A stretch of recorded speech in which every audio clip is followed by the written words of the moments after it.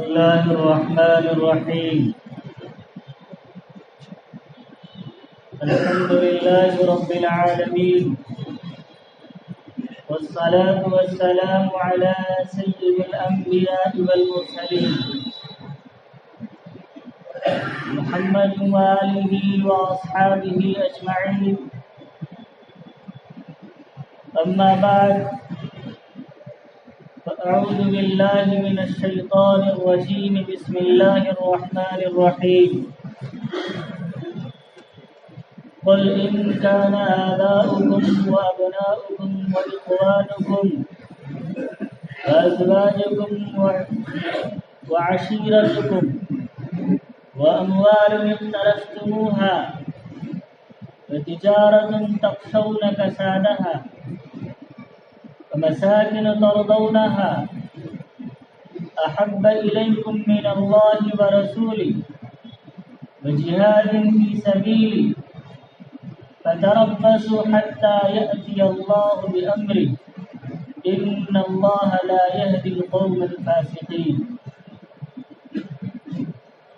وعن أنس رضي الله تعالى عنه قال قال النبي صلى الله عليه وسلم: لا يؤمن أحدكم حتى أكون أحب إليه من والده وولده والناس أجمعين، أو كما قال رسول الله صلى الله عليه وسلم. میرے محترم بزرگوں اور دوستوں اور عزیز اسلامی اور دینی بھائیوں،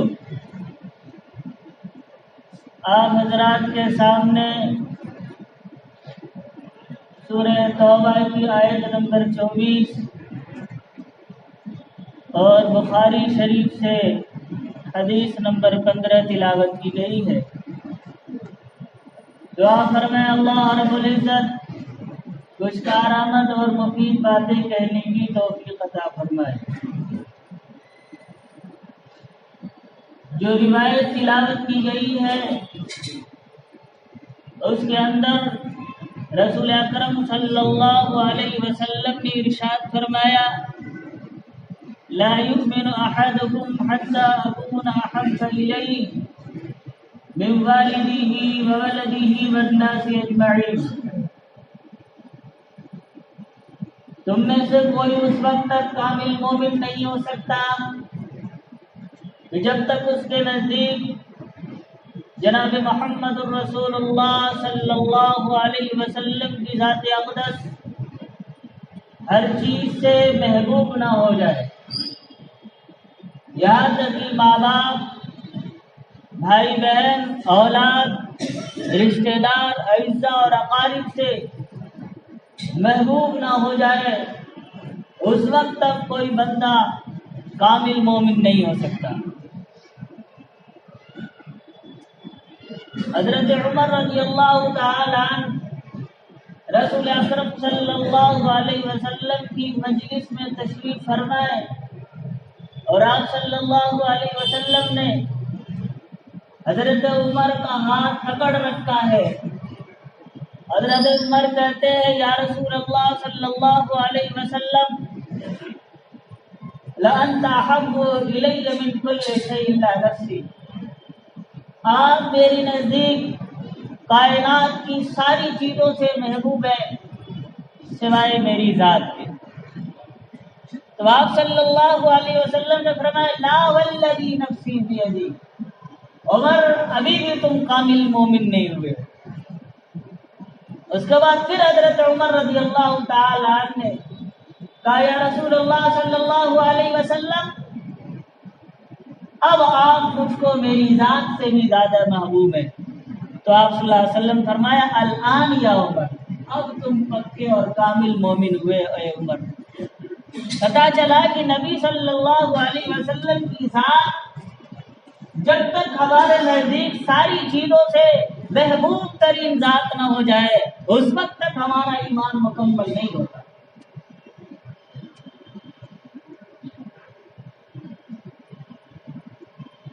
اگر غور کیا جائے تو معلوم ہوتا ہے کہ 4 چیزیں ایسی ہیں جس کی بنیاد پر کوئی کسی سے محبت کرتا ہے۔ نمبر 1 حسن و جمال ہے، کسی کے حسین ہونے کی وجہ سے کوئی شخص اس سے محبت کرتا ہے۔ نمبر 2 کسی کے کمال اور خوبی کی بنیاد پر کوئی شخص کسی سے محبت کرتا ہے۔ نمبر 3 قرابت اور رشتہ داری کی بنیاد پر محبت کرتا ہے۔ نمبر 4 کسی کے احسان کی بنیاد پر آدمی اس سے محبت کرتا ہے۔ اگر دیکھا جائے یہ 4 کی چاروں چیزیں رسول اکرم صلی اللہ علیہ وسلم کے اندر بدرجہ اتم موجود ہے۔ پہلی چیز تھی کہ کسی سے محبت کی جاتی ہے اس کے جمال اور خوبصورتی کی بنیاد پر۔ تو حضرت حسان بن ثابت رضی اللہ تعالی عنہ کہتے ہیں وَأَحْسَنَ مِنْكَ لَمْ تَرَ قَطُّ عَيْنِي وَأَجْمَلَ مِنْكَ لَمْ تَلِدِ النِّسَاءُ خُلِقْتَ مُبَرَّأً مِنْ كُلِّ عَيْبٍ كَأَنَّكَ قَدْ خُلِقْتَ كَمَا تَشَاءُ۔ کہتے ہیں کہ میری آنکھوں نے آپ سے زیادہ حسین ترین کسی شخص کو دیکھا ہی نہیں، اور دیکھتی بھی کہاں سے، کسی ماں نے ایسا لال جنا ہی نہیں۔ آپ عیبوں سے ایسے پاک، ایسے مبرہ پیدا کیے گئے ہیں، ایسا لگتا ہے کہ اللہ رب العزت آپ سے کہتا تھا تجھے کیسا بناؤ، آپ جیسے کہتے تھے ویسے اللہ نے بنا دیا۔ حضرت جابر بن سمرہ رضی اللہ تعالی عنہ فرماتے ہیں کہ چاندنی رات تھی، رسول اکرم صلی اللہ علیہ وسلم کے جسم اطہر پر سرخ جوڑا تھا، اور آپ صلی اللہ علیہ وسلم کا سر مبارک میری گود میں تھا۔ خوبصورت ترین انسان ہو، اوپر سے لال جوڑا ہو، چودھویں کی کرنیں اس کے اوپر پڑ رہی ہوں تو بلا کا خوبصورت انسان لگتا ہے۔ حضرت جابر بن سمرہ رضی اللہ تعالی عنہ کہتے ہیں کہ کبھی میں اس چاند کو دیکھتا جو آسمان میں ہے، اور کبھی اس چاند کو دیکھتا جو میری گود میں ہے، اور میں یہ سوچ رہا تھا کہ یہ چاند زیادہ خوبصورت ہے یا وہ چاند زیادہ خوبصورت ہے جو آسمان میں ہے۔ تو آخر میں نے فیصلہ کیا کہ وہ چاند زیادہ خوبصورت ہے جو میری گود میں ہے۔ ایک صحابی فرماتے ہیں يتلألأ وجهه تلألؤ البدر تلألؤ القمر ليلة البدر، آپ صلی اللہ علیہ وسلم کا چہرہ انور ایسا چمکتا دمکتا تھا جیسے معلوم ہوتا تھا کہ چودھویں کا چاند ہے۔ ایک صحابی فرماتے حضرت ابو ہریرہ رضی اللہ تعالی عنہ فرماتے کہ آپ کا چہرہ انور ایسا روشن تھا کہ جیسے معلوم ہوتا تھا کہ آپ کے چہرے میں سورج چل رہا۔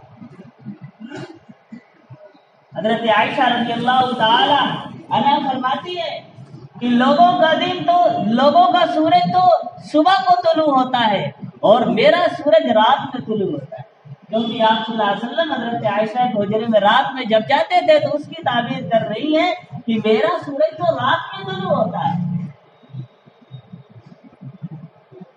آپ صلی اللہ علیہ وسلم حسین ترین کہ آپ جیسا حسین اللہ تعالیٰ نے کسی کو بنایا ہی نہیں، تو کسی سے حسن کی بنیاد پر اگر کسی سے محبت کی جا سکتی ہے تو رسول اللہ صلی اللہ علیہ وسلم کی ذات اس کی سب سے زیادہ مستحق ہے، کیونکہ آپ دنیا کے حسین ترین انسان ہیں۔ اور دوسری چیز سے کسی سے محبت اس کے کمال کی بنیاد پر کی جا سکتی ہے، اس کی اندرونی خوبیوں کی بنیاد پر کی جا سکتی ہے۔ تو ظاہر سی بات ہے کہ رسول اللہ صلی اللہ علیہ وسلم سے بڑا خوبی والا انسان آج تک کوئی پیدا نہیں ہوا۔ روز اول سے رسول اللہ صلی اللہ علیہ وسلم کی سیرت پہ کتابیں لکھی جا رہی ہیں، بیان کرنے والے بیان کر رہے ہیں، لیکن اخیر میں یہی کہتے ہیں بعد از خدا بزرگ تو یہ قصہ مختصر۔ یہی کہا جا سکتا ہے کہ اللہ رب العزت کی ذات کے بعد اگر کوئی ذات ہے جناب محمد رسول اللہ صلی اللہ علیہ وسلم کی ذات اطہر ہے۔ قلم اشجار ہو سارے سمندر روشنائی ہو، قلم اشجار ہو سارے سمندر روشنائی ہو، مکمل ہو نہیں سکتی مگر سیرت محمد کی صلی اللہ علیہ وسلم۔ تو اگر کمال کی بنیاد پر کسی سے محبت کی جا سکتی ہے تو جناب محمد الرسول اللہ صلی اللہ علیہ وسلم کی ذات سب سے زیادہ موجود ہے۔ اور تیسری چیز ہے کسی سے محبت قرابت کی بنیاد پر، رشتہ داری کی بنیاد پر کی جاتی ہے۔ تو قرآن کریم میں اللہ رب العزت فرماتے ہیں النبی اولا بالمؤمنین من انفسهم وازواجہ امہاتہم، کہ نبی صلی اللہ علیہ وسلم کی ذات تمہاری جانوں سے بھی زیادہ تم سے قریب ہے۔ اور آگے فرماتے ہیں نبی صلی اللہ علیہ وسلم کی بیویاں تمہاری مائیں ہیں۔ جب نبی صلی اللہ علیہ وسلم کی بیویاں ہمارے لیے ماں کے درجے میں ہوئی تو پھر رسول اکرم صلی اللہ علیہ وسلم کی ذات ہمارے لیے کس درجے میں ہوئی؟ خود رسول اکرم صلی اللہ علیہ وسلم نے ابو داؤد شریف کی حدیث میں فرمایا انما انا لکم بمنزلۃ الوالد، میں تمہارے لیے والد کے درجے میں۔ تو باپ سے بھی زیادہ کسی سے محبت ہو سکتی ہے؟ سب سے قریبی رشتہ ماں یا باپ کا ہوتا ہے۔ تو اگر کسی سے رشتہ داری کی بنیاد پر محبت کی جا سکتی ہے تو پھر رسول اللہ صلی اللہ علیہ وسلم کی ذات سب سے زیادہ محترم بالشان اور عظیم ترین اور موضوع شخصیت ہے کہ آپ سے محبت کی جائے۔ اور چوتھی چیز ہے کسی سے محبت اس سے احسان کی بنیاد پر کی جاتی ہے۔ کبھی کوئی کسی پر احسان کرتا ہے تو محسن کی محبت جس کے اوپر احسان کیا گیا اس کے دل میں جاگزی ہو جاتی ہے، پھر وہ اپنے احسان کرنے والے سے محبت کرتا ہے۔ رسول اللہ صلی اللہ علیہ وسلم سے بھی بڑا احسان امت پہ کسی کا ہو سکتا ہے؟ قرآن ہمیں رسول اکرم صلی اللہ علیہ وسلم سے ملا، شریعت کے احکامات ہمیں نبی صلی اللہ علیہ وسلم کے واسطے سے ملے، ہمیں نمازیں نبی صلی اللہ علیہ وسلم کے واسطے سے ملی، الغرض سارے احکامات نبی صلی اللہ علیہ وسلم کے واسطے سے ملے، ہمیں ایمان نبی صلی اللہ علیہ وسلم کے واسطے سے ملا۔ اور یوں کہا جائے تو میرا نہیں ہوگا، یہ شجر و حجر، یہ دشت و جبل، یہ ارض و سما، یہ کائنات کی ساری چیزیں، یہ دریا کی روانی، یہ سمندر کی طغیانی، یہ آفتاب، یہ مہتاب، یہ جلجلاتے ہوئے ستارے، الغرض دنیا کی ساری چیزیں رسول اکرم صلی اللہ علیہ وسلم کے صدقے اور طفیل میں بنے گی۔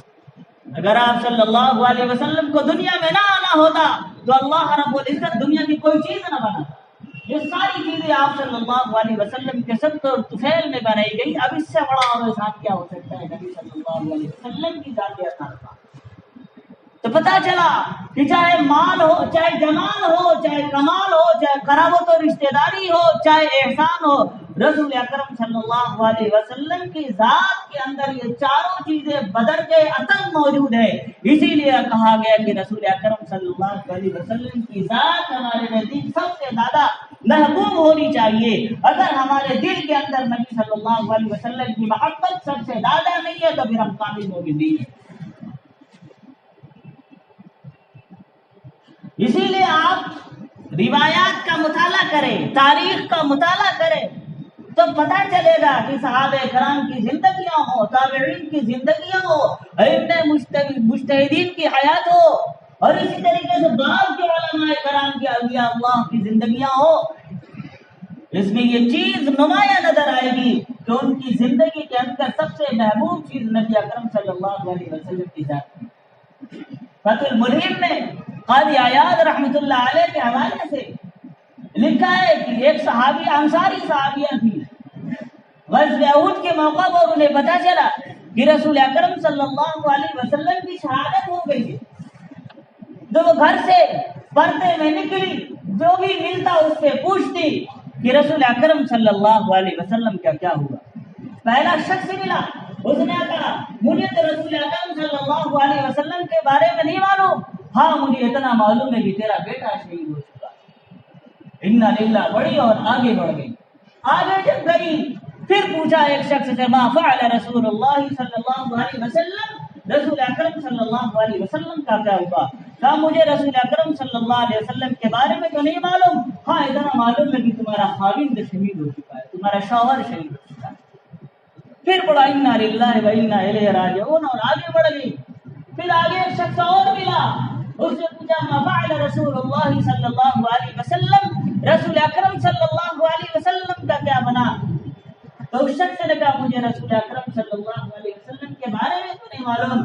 مجھے اتنا معلوم ہے کہ تمہارا والد شہید ہو چکا ہے۔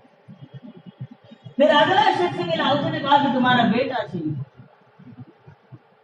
4 قریبی رشتہ دار شہید ہو چکے ہیں، پھر بھی عورت انا للہ و انا الیہ راجعون پڑھتی ہے اور آگے چلی جاتی ہے۔ اور پھر جب قریب ہوتی ہے پھر ایک شخص سے پوچھتی ہے ما فعل رسول اللہ صلی اللہ علیہ وسلم، رسول اکرم صلی اللہ علیہ وسلم کا کیا ہوا؟ تو اس نے کہا رسول اکرم صلی اللہ علیہ وسلم باحیات ہے، یہ شہادت کی جھوٹی خبر پھیلائی گئی ہے۔ تب اس نے کہا میں ایسے یقین نہیں کروں کہ مجھے دکھاؤ رسول اکرم صلی اللہ علیہ وسلم کہاں ہے، جب تک میں دیکھوں گی نہیں میرے دل کو قرار اور چین نہیں آئے گا۔ چنانچہ وہ عورت نبی اکرم صلی اللہ علیہ وسلم کے قریب پہنچی اور جب آپ کے چہرے انور کا دیدار ہوا تو کہنے لگی کل مصیبت بعدک جلل یا رسول اللہ، آپ صلی اللہ علیہ وسلم صحیح سلامت ہے، آپ کی ذات اقدس صحیح سلامت ہے، تو پھر دنیا کی ساری مصیبتیں ہیں جو اس کی کوئی حیثیت نہیں۔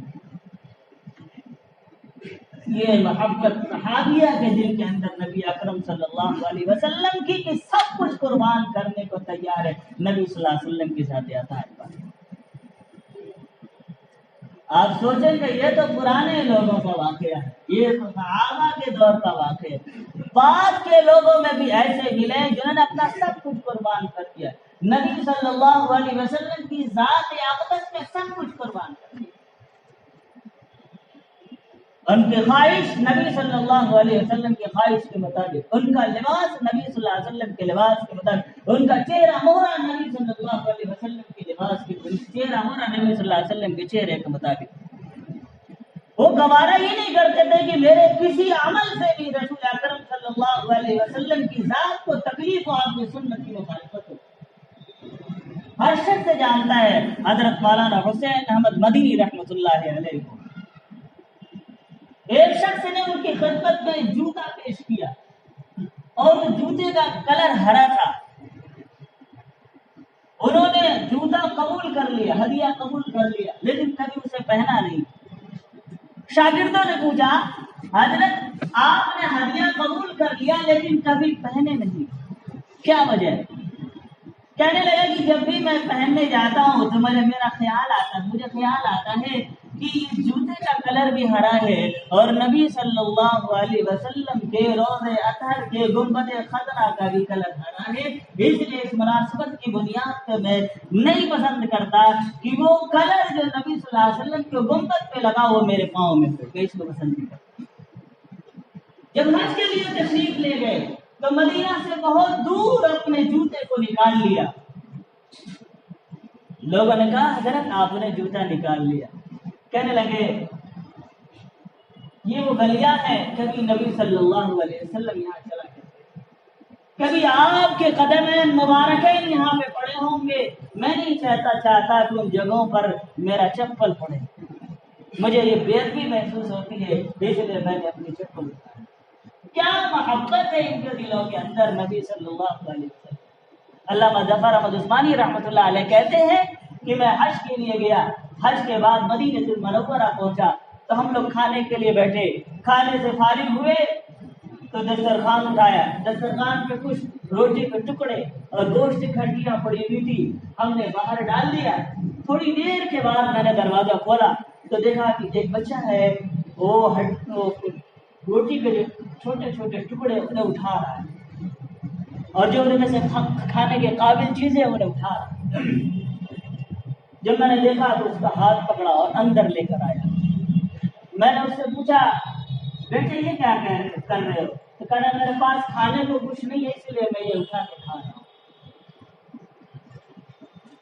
تو علامہ ظفر عثمانی رحمۃ اللہ علیہ نے اسے پیٹ بھر کھانا کھلایا اور کہا بیٹے کیا تم اس بات کو پسند کرتے ہو کہ میرے ساتھ ہندوستان چلو، میں تمہیں وہاں اچھے اچھے کھانے بھی کھلاؤں گا، اچھے اچھے کپڑے بھی پہناؤں گا، تمہیں تمہاری تعلیم و تربیت کا انتظام بھی کروں گا، تمہیں عالم فاضل بھی بناؤں گا، جاؤ اپنی والدہ سے اجازت لے کر۔